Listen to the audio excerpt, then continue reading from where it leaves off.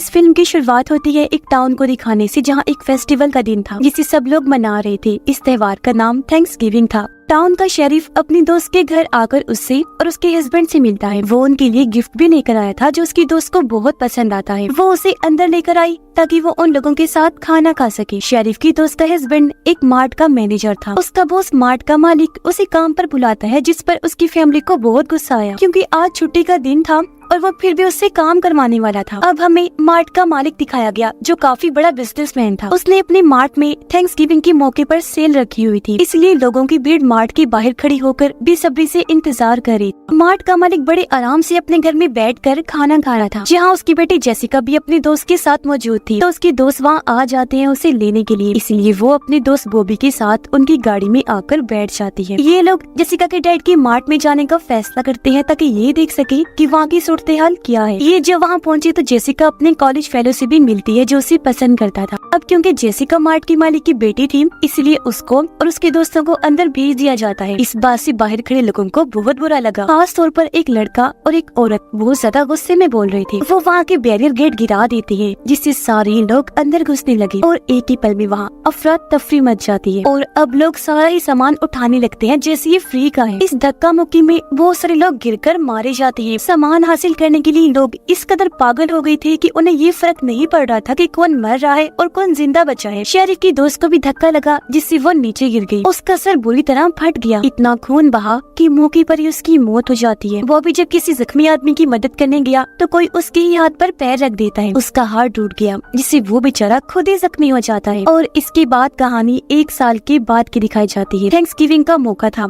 सभी लोग काफी डरे हुए थे क्योंकि उन्हें लग रहा था कि जेसिका के डैड फिर से सेल लगाएंगे और पिछले साल की तरह इस साल भी मैसेकर शुरू हो जाएगा, यानी कत्ले आम। चीजों की लालच में आकर लोग मारे जाएंगे। जेसिका की दोस्त ने वीडियो बनाकर उसे इंटरनेट पर डाल दिया था जो काफी ज्यादा मशहूर हो गई थी। पर जेसिका के डैड अभी भी रुकने वाले नहीं थे। वो एक बार फिर मार्ट खोलकर सेल लगाने का फैसला करते हैं ताकि वो और ज्यादा पैसे कमा सके। पर बाकी लोगों की तरह जेसिका भी ये नहीं चाहती थी क्योंकि उसने मार्ट में अपनी आंखों से लोगों को मरते हुए देखा था। और वो औरत जो पिछले साल सेल में सबसे ज्यादा गुस्सा थी, वो अब एक वेट्रेस बन गई थी। जहाँ उसके पास शेरिफ आकर बताते हैं कि इस टाउन में एक नया डेप्यूटी आने वाला है। और अब जब डेप्यूटी यहाँ आए तो वो वहाँ पड़े एक मास्क को देखने लगते हैं। तब वेट्रेस उन्हें बताती है कि ये हमारे टाउन के सबसे पहले गवर्नर का मास्क है जिनका नाम जॉन था। वो बहुत अच्छे इंसान थे, इसलिए सारे लोग उनकी बहुत इज्जत करते हैं। उनकी याद में थैंक्सगिविंग के दिन हर कोई उनका मास्क लगाता है। अब जेसिका जब अपने दोस्तों के साथ थी तो उन सब के पास नोटिफिकेशन आता है। ये जब उसे चेक करती है तो देखते हैं कि उन सबको नोटिफिकेशन जॉन नाम के एक इंसान ने भेजा है और सभी दोस्तों को टैग किया है। उसने एक टेबल की तस्वीर भेजी है जिस पर इन सब का नाम लिखा हुआ था। अब उन्हें लगा कि शायद हमारे साथ कोई मजाक कर रहा है, इसलिए सभी इस चीज को नजरअंदाज कर देते हैं। तभी जेसिका की नजर जब बाहर पड़ी तो वहाँ गवर्नर जॉन का मास्क पहनकर एक आदमी खड़ा हुआ था जो उसे घूर रहा था, लेकिन अगले ही पल वहाँ से गायब हो जाता है। रात को जब वो वेट्रेस स्टोर बंद करने लगी जो उस सेल वाले दिन गुस्से में थी, तो वहाँ जॉन का मास्क देखती है। सोचने लगी कि भला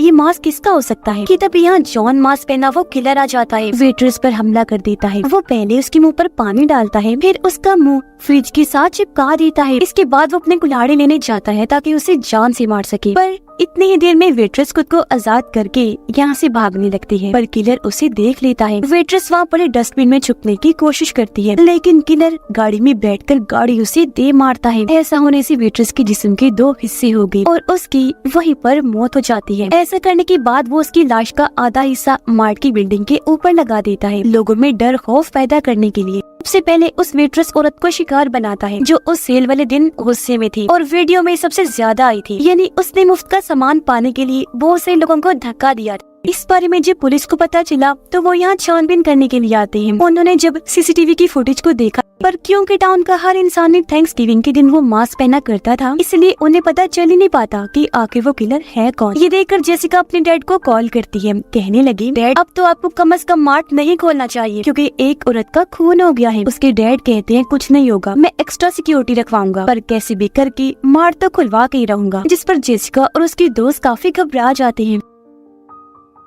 तभी उन्हें एक वेपन्स डीलर मिलता है, कहने लगा कि अगर तुम लोगों को गन्स या कोई और हथियार चाहिए तो मुझसे खरीद सकते हो। अब जेसिका और उसकी दोस्त पुलिस स्टेशन गई। उन्हें बताने लगते हैं कि हमारे हिसाब से किलर उन लोगों को मार रहा है जो पिछले मैसेकर में शामिल थे। इस पर शेरिफ जेसिका को कहता है कि अगर तुम्हें ये लगता है तो उस मैसेकर की वीडियो फुटेज हमें लाकर दो, क्योंकि मैं जानता हूँ कि तुम्हारे डैड के पास वो मौजूद होगी। इससे ये होगा कि हमें पता चल जाएगा कि किसकी जान खतरे में है, तो हम उन लोगों को पहले ही आगाह कर देंगे। इस पर जेसिका उनकी मदद करने को तैयार हो जाती है। वो जब बाहर आई तो उसे बॉबी मिलता है, बताने लगी कि हम सबकी ये जान खतरे में है, इसलिए हम सब लोगों को एक साथ रहना होगा ताकि किलर हम तक ना पहुंच सके। अब रात के वक्त किलर एक गार्ड के घर गया जो उस दिन लोगों की भीड़ देखकर मार्ट से भाग गया था। किलर एक तेज नोकीली तार से उसका सर काट देता है, जिससे उसकी भयानक मौत हो जाती है। फिर वो उसके कटे हुए सर को बैग में रख के अपने साथ ले जाता है। अगले सुबह किलर एक बार फिर सभी दोस्तों को टैग करके उन्हें एक ही पोस्ट भेजता है, जो और कुछ नहीं बल्कि गार्ड का कटा हुआ सर था, जो उसे टेबल पर रखा हुआ था जहाँ इन सब दोस्तों के नाम लिखे हुए थे। इससे सभी लोग बहुत घबरा गए, क्योंकि समझ गए थे कि वो किलर हमें भी मार देगा। पुलिस काफी छानबीन करती है, लेकिन अब भी वो पता नहीं लगवा पाते कि आखिर किलर है कौन। अब जेसिका अपने डैड के लैपटॉप से मैसेकर वाले दिन की वीडियो फुटेज शेरिफ को चोरी चोरी भेज देती है। तब शेरिफ पता लगवाने की कोशिश करने लगता है कि किसकी जान खतरे में है और कौन महफूज है। एक तस्वीर में ये लोग जेसिका के दोस्त को देखते हैं जो उसी मरने वाले गार्ड के गले लगा हुआ था, जो देखकर इन्हें लगने लगता है कि जरूर जेसिका के उस दोस्त की जान को भी खतरा है। और अब वो किलर एक जिम ट्रेनर के पास जाता है जो भी उस दिन वहाँ मौजूद था। जिम ट्रेनर की दोस्त एक चीयर लीडर थी जो उसे अपने पास बुलाती है और जंपिंग पैड पर कूदने लगती है, पर तभी किलर जिम ट्रेनर की गर्दन मोड़ देता है। उसकी नाक से खून आने लगा, वहीं पर उसकी मौत हो जाती है। उसकी दोस्त चीयर लीडर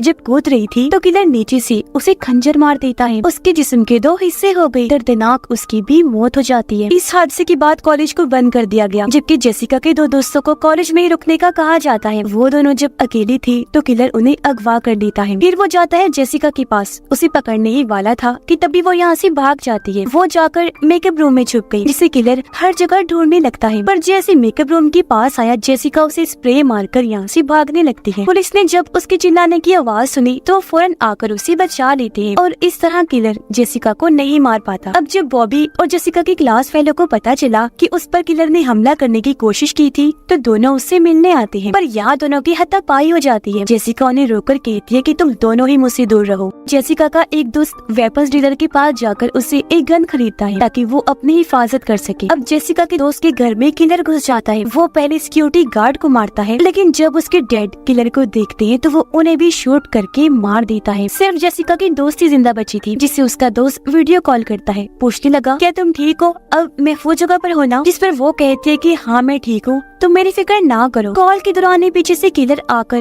उसके कान में कील घुसा देता है, जिससे उसका खून निकलने लगा, इसलिए वो भागने लगती है। वीडियो कॉल पर उसके दोस्त ने ये सब कुछ देख लिया था, इसलिए वो फौरन अपने दोस्त के घर आया ताकि उसकी जान बचा सके, लेकिन वो किलर उसकी गर्दन पर चाकू रख देता है। वीडियो पर उनके बाकी दोस्तों को ये सब दिखाता है, चिढ़ाने लगा कि तुम्हारे दोस्त मेरे कब्जे में है। जिसके बाद वो लड़की को एक ब्लेड पर गिरा देता है। उसके जिस्म के 2 टुकड़े हो गए और वहीं उसकी मौत हो जाती है। ये सब देखकर जेसिका के डैड फैसला करते हैं कि अब मैं मार्ट नहीं खोलूंगा, क्योंकि वहाँ इतने सारे लोगों की मौतें हो रही थी और उनकी बेटी की जान भी खतरे में थी। शेरिफ उन सबको मशवरा देता है कि हमें थैंक्सगिविंग के फंक्शन में शामिल होना चाहिए, क्योंकि वहाँ बहुत भीड़ होगी। किलर वहाँ जरूर आएगा, तब उसे हम फौरन ही दबोच लेंगे, जिसके लिए सब लोग मान जाते हैं।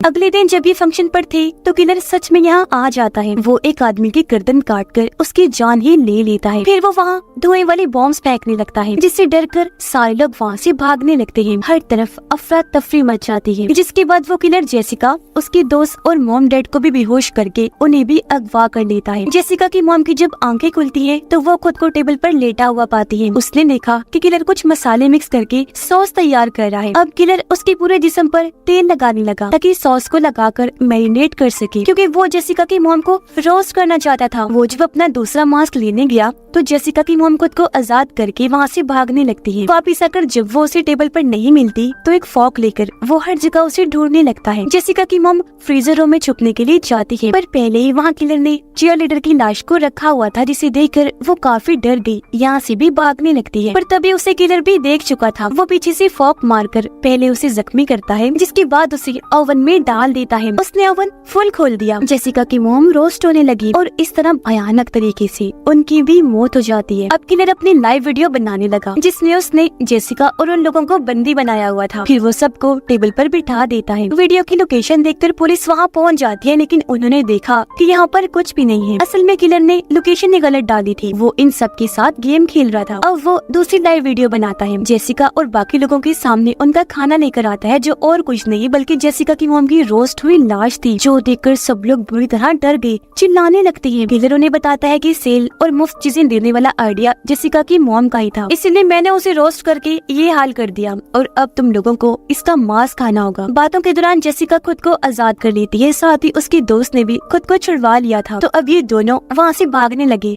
तो किलर उनका पीछा करने लगता है। वो जेसिका के दोस्त को मारने लगा, जिससे वो काफी जख्मी हो जाता है। फिर वो जाता है जेसिका के पास, जो जाली को पार करके उस तरफ जा चुकी थी, यानी वो यहाँ से भाग निकली थी। वो जब आगे पहुँची तो शेरिफ को वहाँ जख्मी हालत में बेहोश पाती है। बिल्डिंग में जाने पर वो बॉबी को देखती है, जो वो जॉन वाला मास्क उतार रहा था। इससे जेसिका समझ जाती है कि बॉबी ही वो किलर है जो सबको मार रहा है। शेरिफ को जब होश आई तो वो जेसिका के पास आया, तो वो उसे बता देती है कि बॉबी ये सब कर रहा है। ये सुनकर शेरिफ उसे शूट करने लगा, जो देखकर बॉबी यहाँ से भाग जाता है। उसे पकड़ने के लिए पुलिस जाती है, जबकि बाकियों को बचा लिया जाता है। शेरिफ जेसिका को बताता है कि हम तुम्हारी एक दोस्त और मॉम को नहीं बचा पाए, लेकिन तुम्हारे डैड और बाकी दोस्तों को बचाकर हॉस्पिटल भेज दिया गया है। जल्द वो सब ठीक हो जाएंगे। और अब तभी जेसिका शेरिफ के जूतों पर मिट्टी लगी हुई देख लेती है। वो चौंक गई, क्योंकि समझ गई थी कि किलर बॉबी नहीं बल्कि ये शेरिफ है, जिसने जंगल में मेरा पीछा किया था। अब तक शेरिफ को भी पता चल गया था कि जेसिका मेरी सच्चाई जान गई है, इसलिए वो उसे कहता है कि तुम्हें अकेले जंगल में जाना नहीं चाहिए था। ये कहकर शेरिफ ने दरवाजा बंद कर दिया और अब वो जेसिका को मारने के लिए आगे बढ़ता है। वो शेरिफ से पूछती है कि आखिर तुमने ऐसा क्यों किया। तब शेरिफ उसे बताता है कि मैं सारी जिंदगी अकेला ही रहा था, मुझे एक प्यार की उम्मीद मिली थी जो मेरी दोस्त थी। वो और मैं दोनों एक दूसरे को बहुत प्यार करती थी। वो अपने हस्बैंड को छोड़कर जल्दी मुझसे शादी करने वाली थी, लेकिन तुम्हारे डैड के सेल लगाने की वजह से धक्का मुक्की में वो गिर गई, वहीं उसकी मौत हो गई। ऐसा होने से एक बार फिर मैं अकेला हो गया। बस तभी से मैंने ठान लिया था कि मैं किसी को भी नहीं छोड़ूंगा। मेरे ऊपर शक न आए, इसलिए मैं जॉन का मास्क पहनकर सबको मारने लगा ताकि अपना बदला ले सकूं। उसकी बात पूरी होते ही जेसिका उसे फोन दिखाकर शुक्रिया कहती है। फिर बताने लगी कि अभी अभी जो तुमने बोला है मैंने उसे रिकॉर्ड करके लाइव चला दिया था, जिससे सबको पता चल चुका है कि तुम ही असली किलर हो। ये देखकर शेरिफ को बुरा लगा। वो उसे मारने के लिए आगे बढ़ता है, लेकिन तभी यहाँ बॉबी आकर उसे बचा लेता है। जेसिका को लेकर यहाँ से भाग गया। ये दोनों ट्रक में बैठे और यहाँ से निकल जाते हैं। दोनों जब एक जगह पर आए तो जेसिका बड़े से बैलून में गैस भरने लगती है ताकि वो फूल सके। और अब जैसे किलर शेरिफ उन्हें मारने के लिए आया तो तभी जेसिका गैस वाले बैलून पर शूट कर देती है, जिससे वहाँ धमाका हुआ, आग लग जाती है। शेरिफ भी उसमें जल गया, जिससे इन्हें लगने लगता है कि वो भी शायद मर गया होगा। इसके बाद पुलिस यहाँ आकर छानबीन करने लगती है। यहाँ फायरमैन भी आए, जो आग बुझाकर वहाँ से जाने लगते हैं। पूछने पर फायरमैन ऑफिसर को बताता है कि हमें यहाँ राख के अलावा कुछ नहीं मिला, यानी ये बात कंफर्म नहीं थी कि शेरिफ मर गया है या भी जिंदा है। अब जब रात को जेसिका सो रही थी तो उसे शेरिफ का ही सपना आता है, जहाँ उसे ये ख्याल आया जैसे शेरिफ मेरी अलमारी में छुपा हुआ है। पर जब वो अलमारी को देखने गई तो वहाँ कोई भी नहीं होता। पर असल बात तो ये थी कि शेरिफ अभी भी जिंदा है, क्योंकि जब आग बुझाई गई तो एक फायरमैन वहाँ से भाग रहा था, जो और कोई नहीं बल्कि शेरिफ ही था। और इसी भयानक एंडिंग के साथ ही इस फिल्म की कहानी भी यहीं पर खत्म हो जाती है।